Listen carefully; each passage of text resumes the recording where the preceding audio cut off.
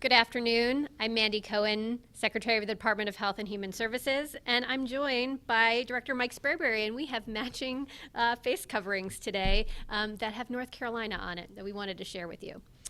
Nicole Fox and Brian Tipton are our American Sign Language interpreters, and working behind the scenes are our Spanish translators, Jackie and Jasmine Matevier. So I'll start with a rundown of the numbers. As of this morning, there were 19,700 laboratory confirmed cases. 585 people are currently hospitalized. And sadly, there have now been 691 deaths. With Avery County now reporting its first case of COVID-19, we have lab-confirmed cases in all 100 counties of North Carolina. It's another reminder that as we look forward to moving to phase 2, we have to practice new habits. You're going to hear me say every day, practice your 3 W's. Wear, wait, wash. Wear a face covering.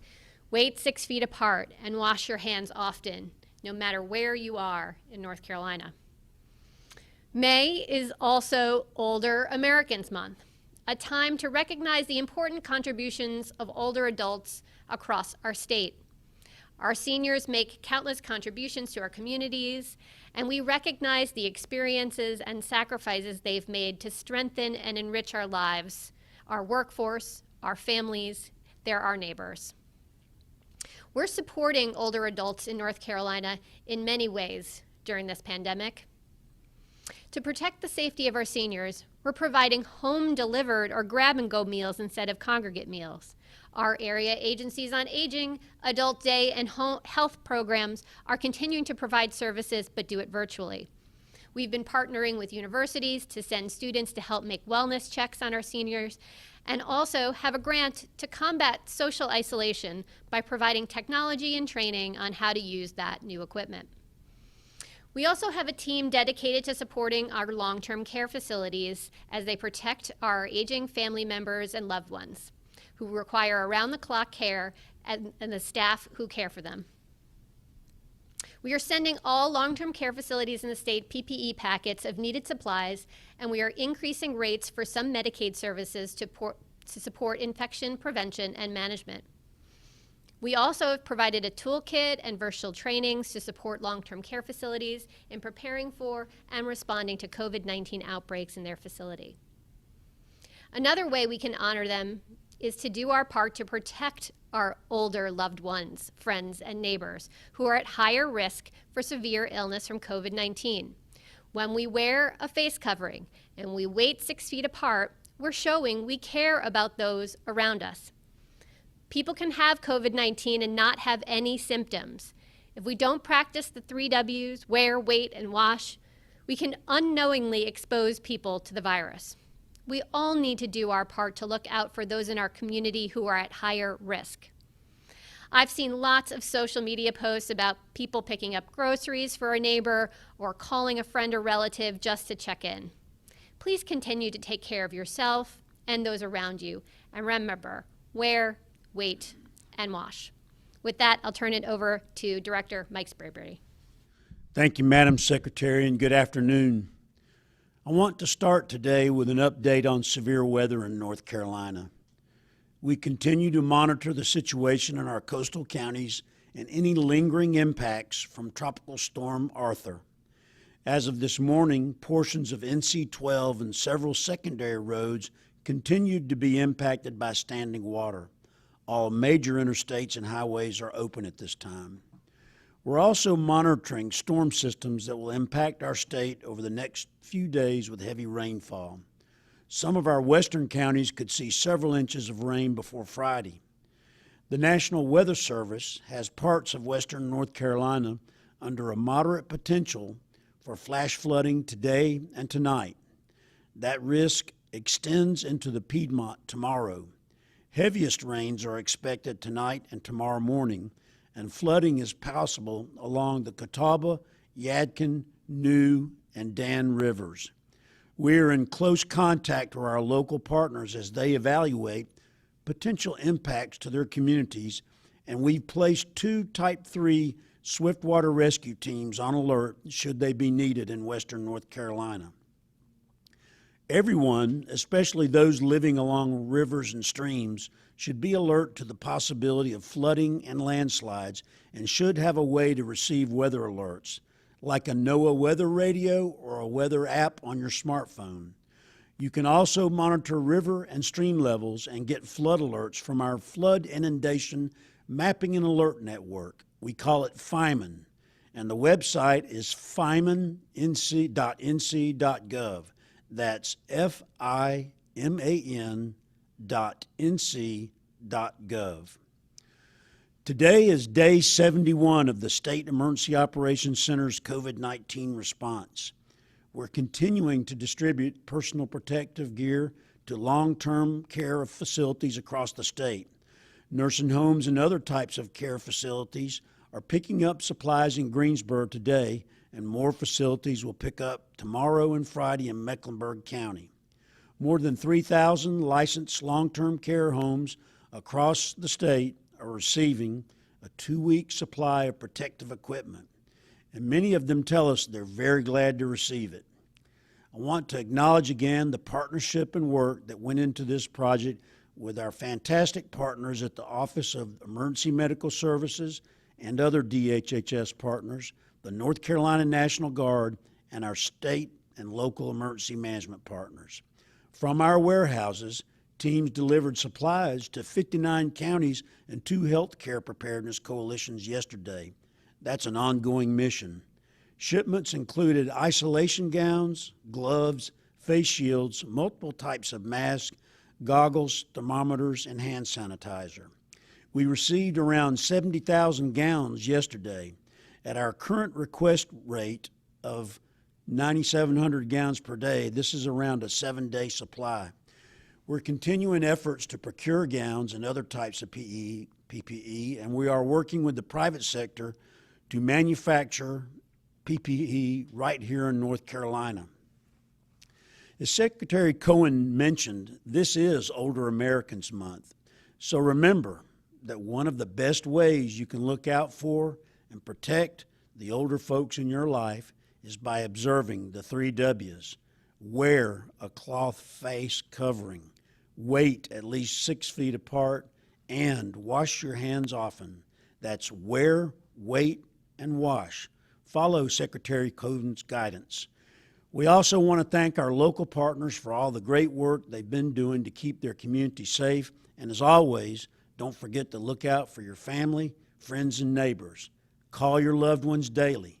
Guaranteed they'll appreciate it. With kindness and cooperation, we will all get through this together as one team, one mission, and one family. Thank you very much. And now back to Secretary Cohen for questions and answers. Ma'am, back to you. Great, thank you, Director Sprayberry, and now open for your questions. We'll take our first question from Stephanie Santostasi at WLOS-TV, Asheville. Yes, hi, Dr. Cohen. This is Stephanie Santostasi. Yesterday at 4 p.m., we all received the number of patients presumed to be recovered. My question for you is, how are you all classifying who is recovered, and what criteria must be met for a person to fall into this recovery category? Thanks, Stephanie. Yes, we are updating our recovery numbers once per week, so we updated those yesterday afternoon. Again, the recovery numbers are an estimate. We explain how we get to that estimate on the website, but let me walk you through it. First, for folks who are not hospitalized, we make an assumption from the time in which your test comes back, from the time your sample is collected. For 14 days, we assume that you are recovered at the end of those 14 days. If you need to be hospitalized, we make an assumption that its recovery takes 28 days. Again, these are estimates. Some people may take longer to recover, others may be sooner in terms of recovery, but that's the best estimate that we can make at this point. And we know, I think that number now is up at 11,000 in terms of recovery. We know that folks are recovering every day from COVID-19. We wanted to give folks a sense of that estimate. I will note that CDC has not put out any official guidance on how we should be calculating that estimate. So this is our best attempt at doing that. If the CDC does change the way in which they are estimating, then we may need to change our estimates as well. But we are trying to give folks a sense once a week about how our recovery numbers look here in North Carolina as an estimate. Thank you.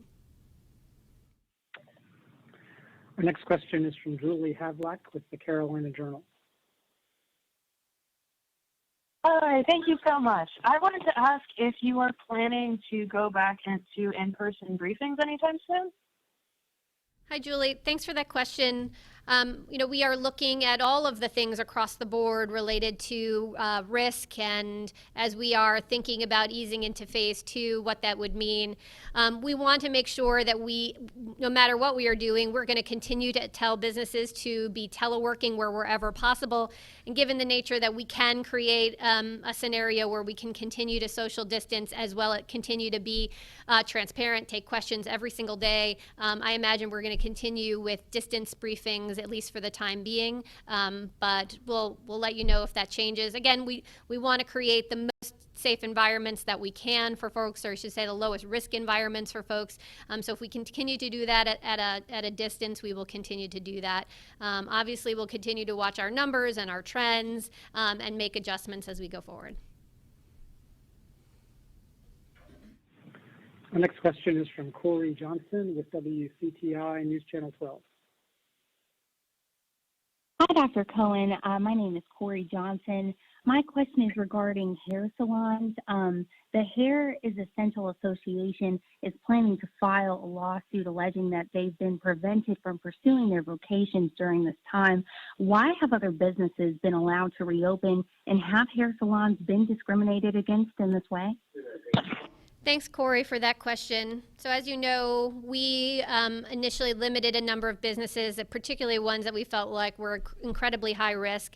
As you know, this virus is transmitted when people come into close contact with each other over a prolonged period of time. And that means usually within 6 feet for more than 10 minutes of time. And if you think of when you get your hair done, right, there is literally, you are right on top of someone when you're doing that, and it is over a period of time. So it's one of the higher risk scenarios, both for patrons and for the employees.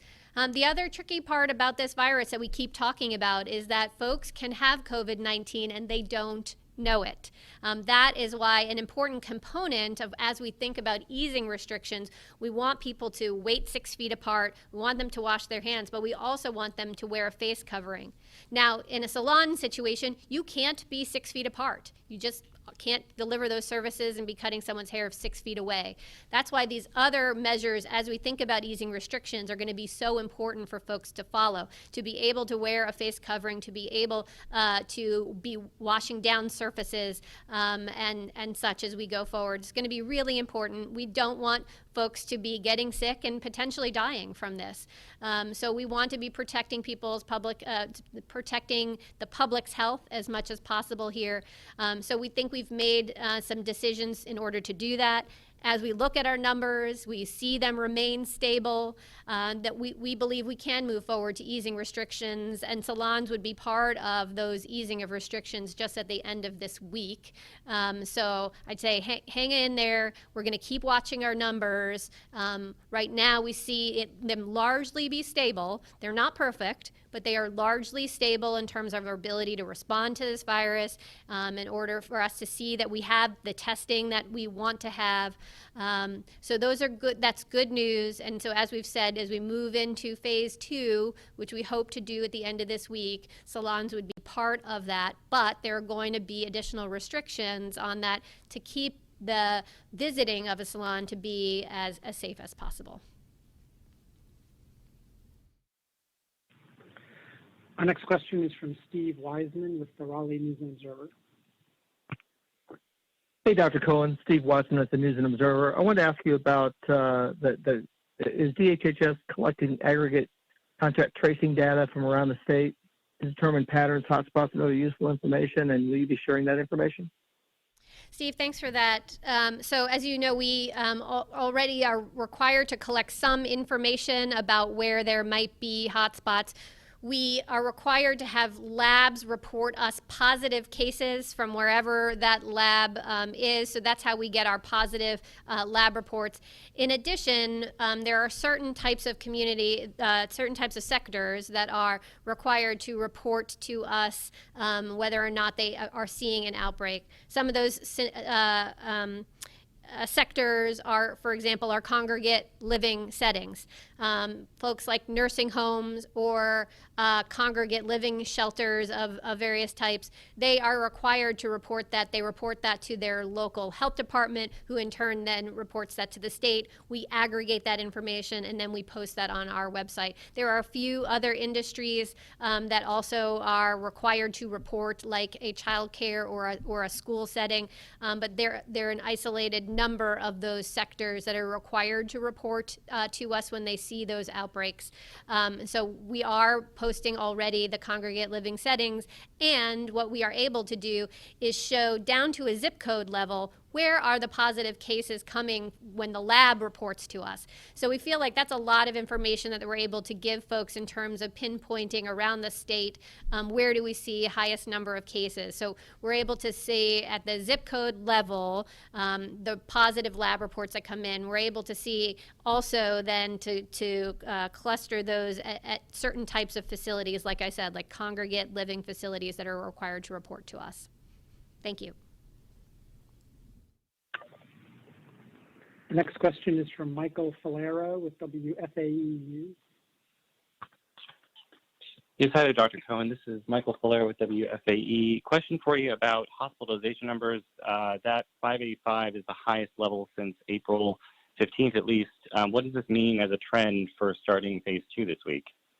Michael, great question about hospitalizations. As you know, hospitalizations, one of 4 trends that we look at, as well as 2 to 3 capacities that we also look at. Yes, you are right. We saw hospitalizations tick up between yesterday, today.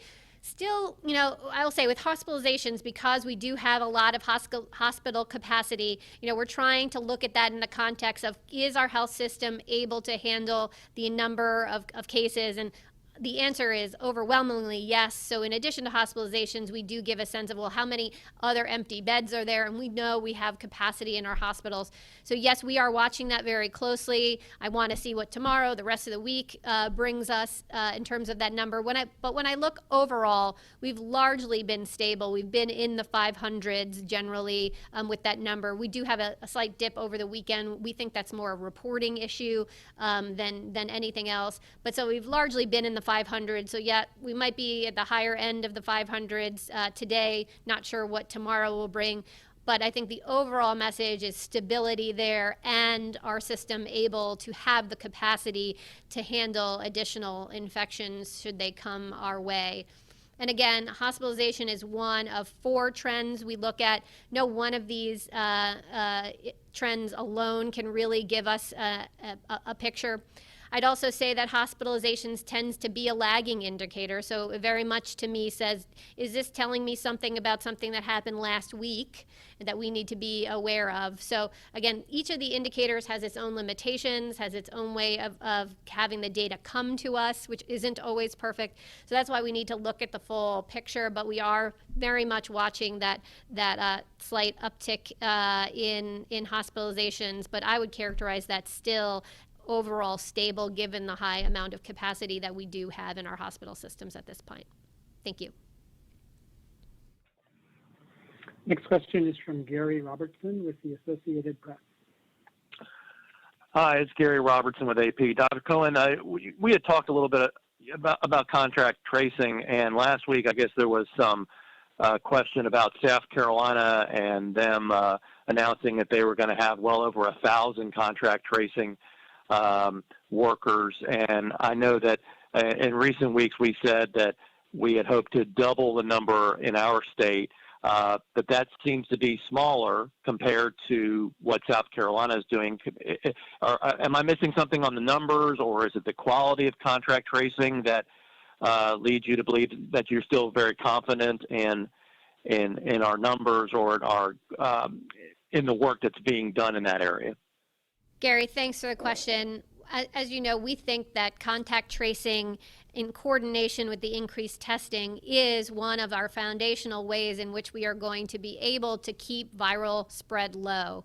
And the reason for that is when someone tests positive, we want a contact tracer to reach out to them, find out who their contacts were, make sure those contacts who got exposed do get testing, and then you go from there. Maybe their contacts got exposed if there was a positive test, and go from there. And it allows you to more quickly isolate people who might have COVID-19, tell them to stay home until they are recovered.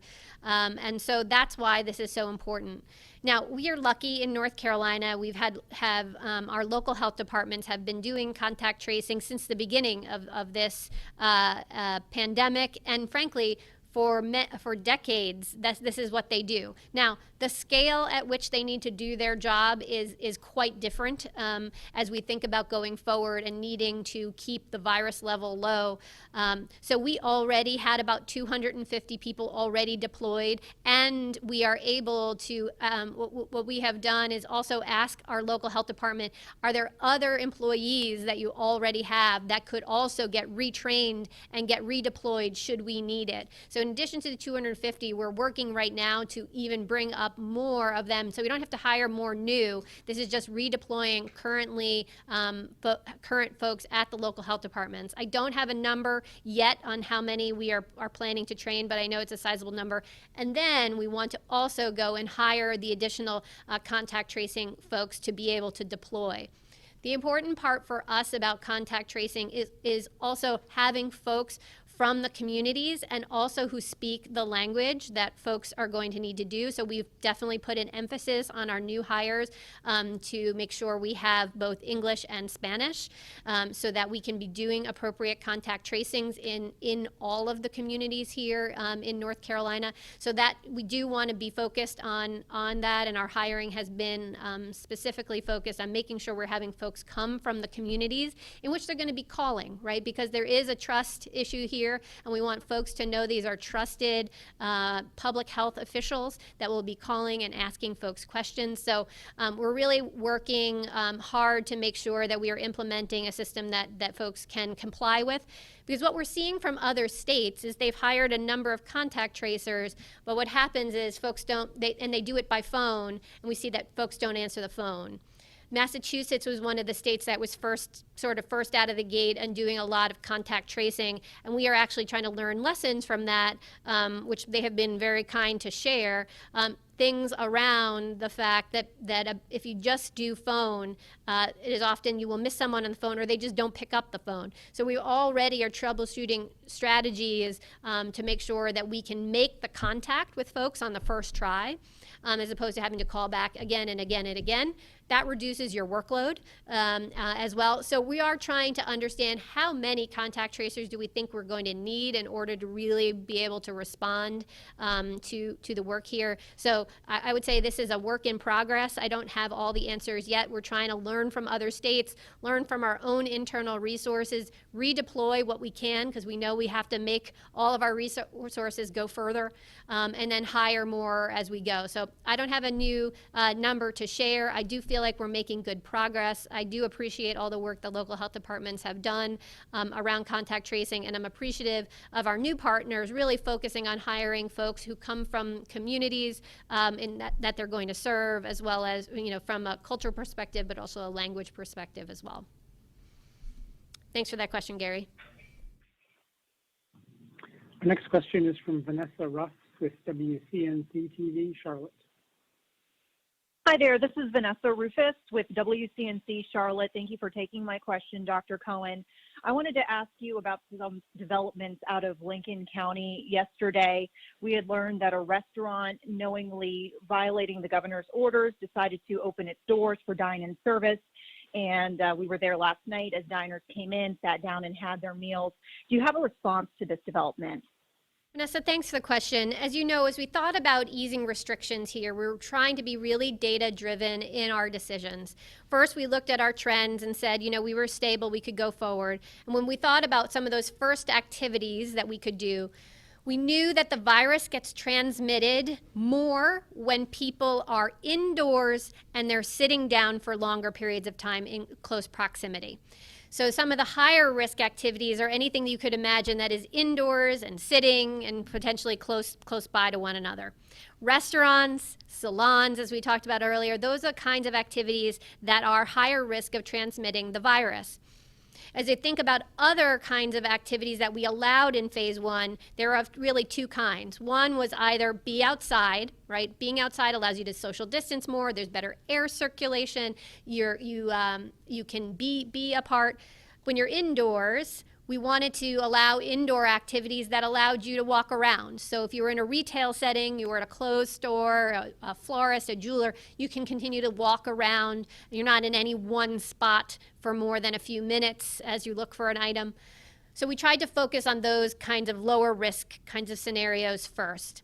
So restaurant, as you can see, what is a high risk scenario, plus we know when you are eating, it's really hard to eat with the face covering on, so we know folks are taking off their face coverings to eat and drink, understandably. So again, higher risk situation that, again, we wanted to make sure we had a little bit longer period of time to see stability in our numbers, and that we are contemplating moving forward with opening restaurants just at the end of this week. So we'd ask folks to hang in there with us as we look at our numbers, make sure we're stable. We're not going to be perfect, right? We're trying to have this balance here of recognizing stability does not mean perfection, but we're stable enough to move on to phase two.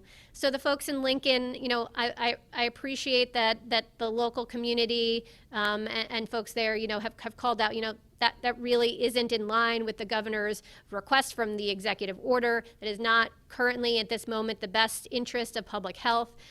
We want folks to be making good decisions to protect not just themselves, but their community, right?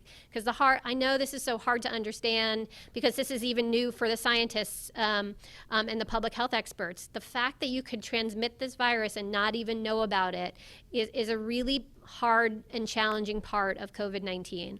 And that's what we're trying to make sure that we are doing. Once folks get sick, I think many have gotten the message. They know if you are sick, stay home, stay isolated.